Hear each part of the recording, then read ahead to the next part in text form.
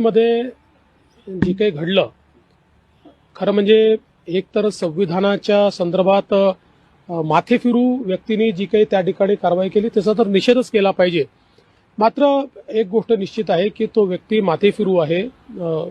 एक प्रकारे ज्याला आपण ज्याच्यावर मनोरुग्ण म्हणतो अशा प्रकारचा मनोरुग्ण आहे आणि त्याला लगेच अटक झाली. अटक झाल्यानंतर इतक्या मोठ्या प्रमाणात हिंसा होणं हे काही योग्य नाही आहे.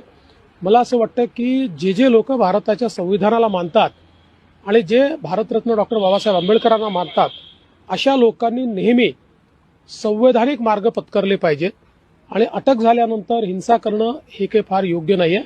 तथापि आता तिथे शांतता आहे आणि भविष्यातही शांतता राहावी असा आमचा प्रयत्न. आता आपण जे देवेंद्र फडणवीसांचं वक्तव्य ऐकलं, ते म्हणतात की तो इसम माथे फिरू आहे. बरोबर आहे मुख्यमंत्री साहेब, तो इसम माथे फिरू आहे. ठीक आहे, पण त्याला हेच कसं कळालं की तीच संविधानाची प्रतच तोडायची.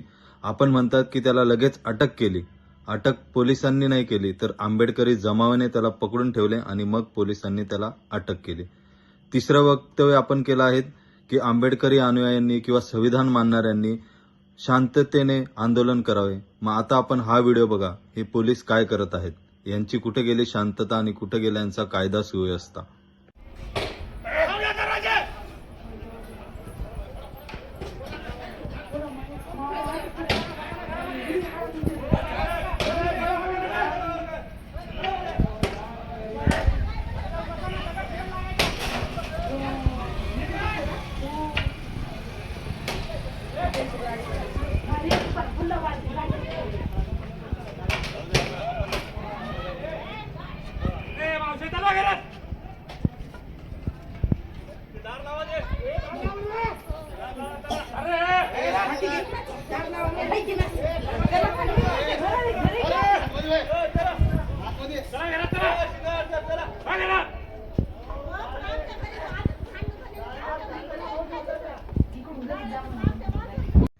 बघितलं पोलीस कसे आंबेडकरी वस्तीमध्ये फिरून गाड्यांची तोडफोड करत आहेत, रिक्षाची काच फोडत आहेत, बाईकची काच फोडली आहे.